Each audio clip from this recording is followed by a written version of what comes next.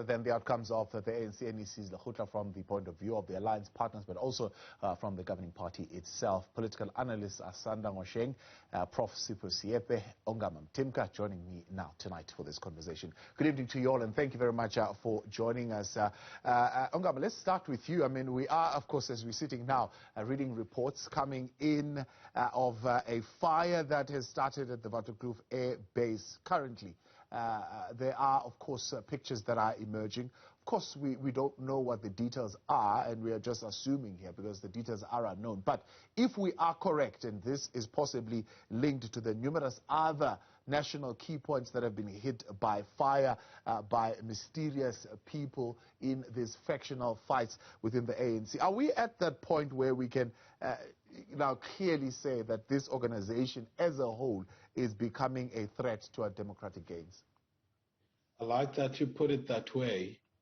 I've had the intention to write a piece now for the past 2 weeks along the lines of how the ANC as an organization is a national security threat, its own existence. Because if you look at the way in which the factions in the organization are structured, it's irredeemable as far as I'm concerned. There are people advancing arguments like factions have been necessary in parties.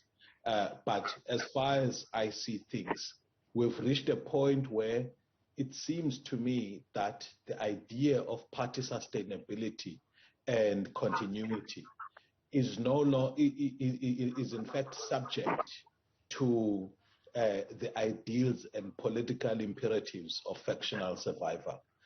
As far as acts of what may be possible sabotage or just failure of government, there it's going to be interesting. Yes, there are many of the people in the ANC were trained in sabotage. So unfortunately, given the climate that we are in, it's not stretching it to assume that there may be acts of sabotage. But even more concerning is not the intentions of people that want to undermine the state and security, but the fact that the government continues to fail every time people make attempts, even in national key points, to protect the country. Yeah. It suggests that we're in big trouble because you don't know what else is going to be tried by people who are dissatisfied with the political situation, and in fact even criminal elements, because you can't tell where this thing comes from, because there's lots of dissent in the country, displeasure with the economy, and how unworkable it is. When people do not vote, what else are they resorting to in order to express their differences politically and to try and make things work for themselves? So it's really a space where we need an intelligence service, both military and criminal and security-wise, that works for the country, not one that gets caught with its pants down every time. Prof, the President would like for the ANC, maybe even the nation, to believe that there are counter-revolutionaries within the party that are threatening our democratic gains. How do you think the statement is going to land with some of the factions within the party? Well, I think what we need to move away from is this tendency of scapegoating when there's actually failure. And I want to agree with my colleague there to say the ANC is becoming a threat to the democratic dispensation and to the democratic idea.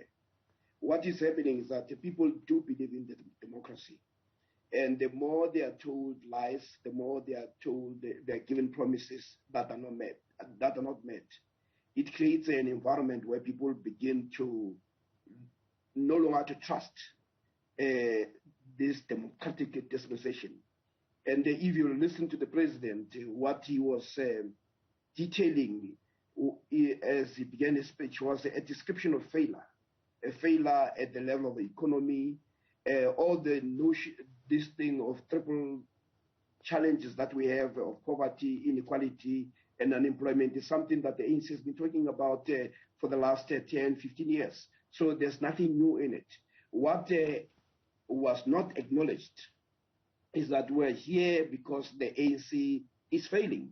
And I think the last elections in this country, the municipality elections, were sending a message where people, voters were saying, whatever you are doing and whatever you're trying to do, we remain unconvinced. So the notion of first ownership is very, very critical, that we had actually failed. But we also know that the whole notion of renewal is something that has been said many times. The issues of factions in the ANC, you go as far back as 2007, you read the report by Kgalema Motlanthe.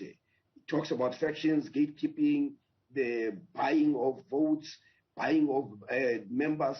So these things have been there. So repeating them does not assist. Anybody who has had this for the last 10 years will actually end up giving up. Then you have this total infight that is embarrassing. When you have almost a tit for tat from the perspective of the minister and the president, and then you have the president apologizing on behalf of the minister disowning that. That does not give a very nice optics to the people. So the ANC itself must actually sort itself and begin to acknowledge certain things about the failures. When you begin to fail even to pay your own employees as an employer, and then you go and promise people that or demand the employers to pay on time, treat their workers well, while you fail, that is not a good representation of a party. But there were other things that were positive that came in. For instance, the whole notion of a social compact that involves the small, medium enterprises, the BEE. One of the things that the ANC has failed to do, as the president talked about the set aside, those things are there, they sound very nice, but they have not been implemented. The focus has been on the big players, but in most countries, they will tell you that it is the small players who always drive the economy in terms of making sure that there are many people who participate in the economy. At the moment, our people are simply outsiders looking in. But what's worse, which is the last point I want to make, the whole notion that, and which should be embarrassing to all black people, all black parties, that today, 28 years down the line, black people still find themselves squatters in the country of their birth and the country of their forebears. That when you talk about numbers, the audit talks about 4%. We have not made headway. So it's not only about the ANC, it's about all of us. We should be saying this actually embarrassing that a majority in this country still live in conditional squalor, but they are outsiders in the land of their birth. All right, let's take a break. We'll come back in a moment and get more analysis then on the outcomes of the ANC's Lekgotla this past weekend. Do stay with us.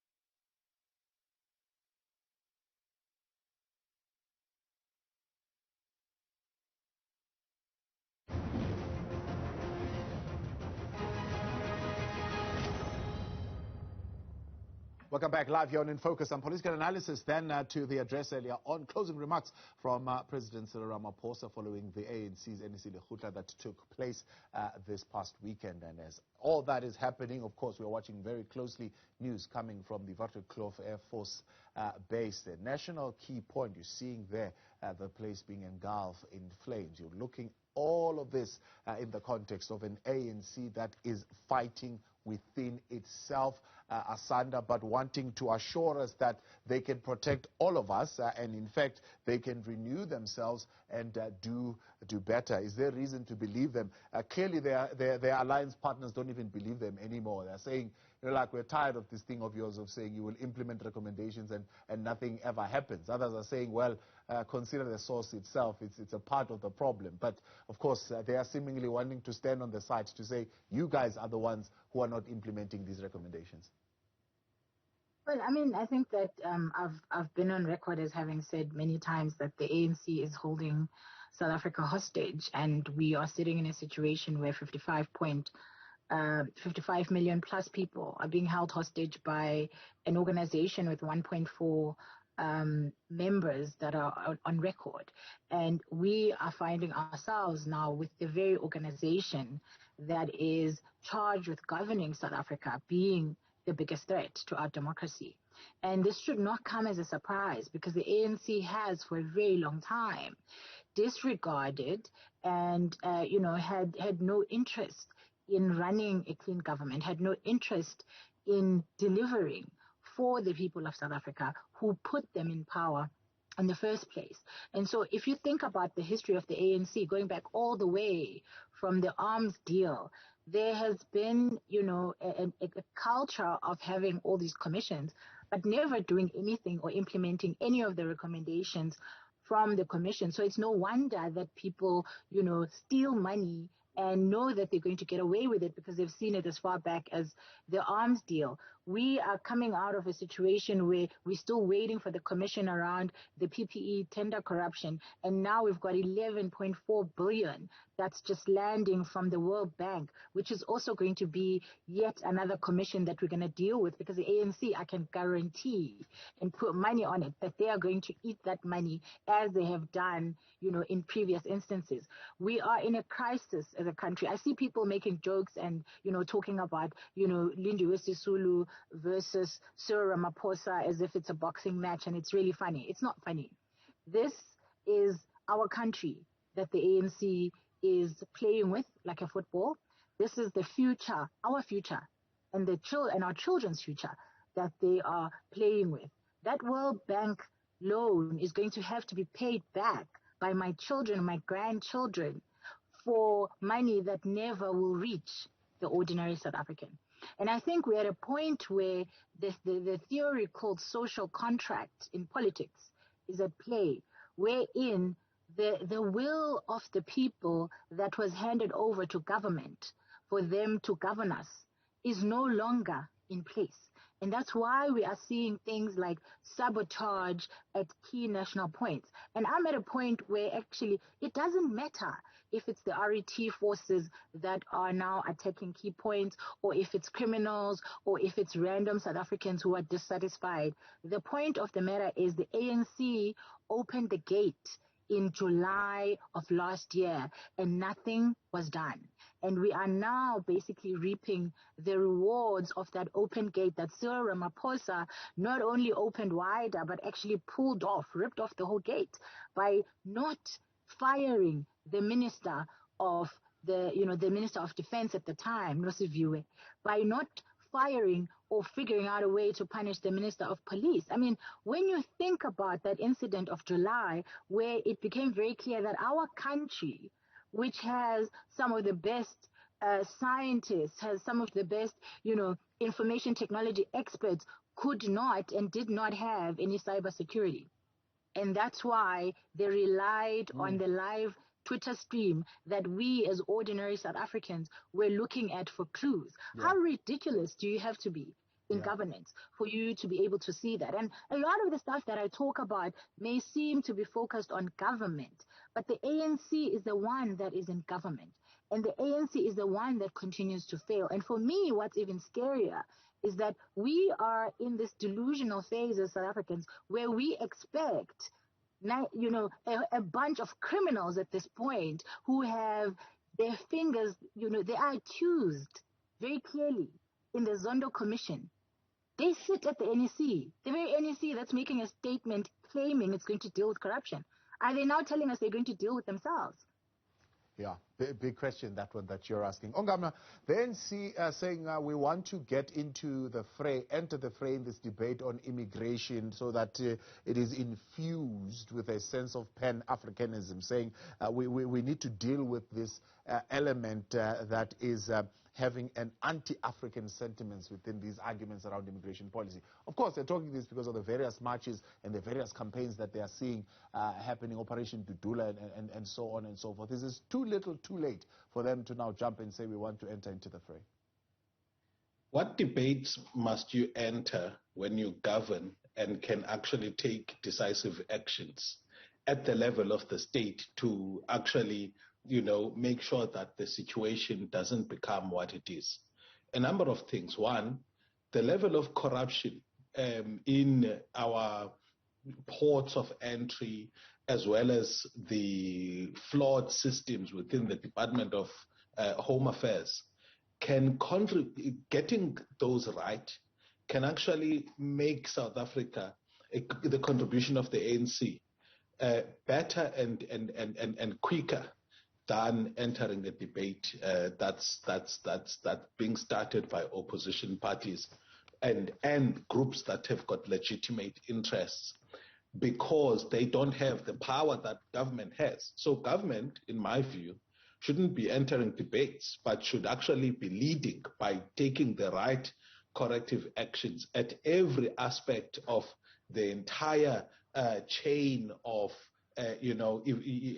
activities or processes that lead to the problems that we have. Controlling gates effectively, remaining open to the idea of a Pan-African, a South Africa whose foreign relations with the rest of the continent that is underlined by Pan-African principles, but not failing to govern, making sure that in instances where corrupt activities are taking place at points of entry, corrective action is taken and people get fired. The problem with building a kleptocratic system is that it becomes too big for those in power to feel like they can take action. And I think that corruption has been allowed to fester throughout the civil service and private sector in South Africa, to the extent that it's become almost an insurmountable mountain. So it's important for the ANC not to regard itself as a liberation movement that still needs to get power in order for it, to do things. It's in government. They must lead. They must take the necessary corrective action. To say you're going to lead debate without actually zeroing in on where the problems lie, to me, that's not governing party speak. Prof, let's wrap it up with the distancing ourselves from those who are anti-constitution and anti-judiciary. I mean, of course, one would say that is the extension of the already going battles between the ANC president and Minister Lindiwe Sisulu, who is an NEC member. But what does that tell us about what happened this weekend in that NEC on this matter? Well, there's a sense that the matter came up, and if you listen to the president, he tried to take it beyond the personalization, the tit for tat that we have actually seen. This is why it says, as the president, also he had to affirm that the constitutional democracy is in place, that there's respect. But at the same time, there's also an appreciation that there's a discussion is necessary around the dispensation that we have, that we cannot pretend that South Africa was not a colonized state. And young people remind us about the decolonization that is actually necessary. But where the issues came in has been really about where there was a zeroing on the black judges. as Uncle Tom's or house Negroes. So that was an issue. But we should not shy away from the fact that taking a swipe at the judiciary is something that the ANC has been doing for a number of years. It started quite virulently during Thabo Mbeki's time when there was a concern around the collective mindset of the judiciary. And of course, those issues have to be raised, and they have to be raised intelligently. But to then pretend that you were not part of raising those issues is where it's a problem. But having said that, we must also deal with the other issues that are not contentious, which is a description that talks about the black condition, that 28 years later, we have not made any progress. And the issue is, are we going to make that progress? Even when you deal with corruption, you hear the president talk about transparency, but this is the same president who, when there are issues, he will rush to the courts and make sure that information is not made public. And the question is, what does he have to hide? And interestingly, the so-called foundations have not shown any energy to say, but there's something called the right to know. So you see the hypocrisy that comes in with the investment that has been made in this presidency. So when we talk about the renewal, we're talking about transparency, we're talking about openness. And when the president says to the members of the ANC that when somebody does something wrong, it is important that you don't turn a blind eye. And then you have somebody called Mervyn Dirks. He says, he listens to a tape, the president talks about monies that were used, which were not intended for the campaigns, but for something else, used by members of the party. And then the next thing, that person who says, I cannot turn a blind eye to this revelation, then gets suspended. So it becomes very difficult for people to believe that the commitment to dealing with corruption is sincere. It looks like it is only about dealing with certain people. Yeah. This is why Gwede Montashe is actually correct to say, even when they approach the issue of the state capture report, it should not be weaponized to deal with political opponents. We need to deal with corruption, and there must be consistency, and there must be equality before the law. It cannot be that those with big pockets can run away and rely on some judges who seem to be more amenable. So the issue of how the judiciary conducts itself is something that we should talk about, because let's not pretend judges are not demigods. They err like we all do, and they are influenced by their background. And there are some who, just because you wear a robe, does not suddenly cleanse you of all the weaknesses that are there in human nature. All right. So this is why the system has its own way of appeals and all that. But we do need to talk about everything, and that's the only way that we can defend this democracy. But consistency is what is missing. Well, let's leave it there. We're out of time. I appreciate you. Thank you very much for coming through. Ongama Mtimka, Professor Sipho and Asanda Ngoasheng.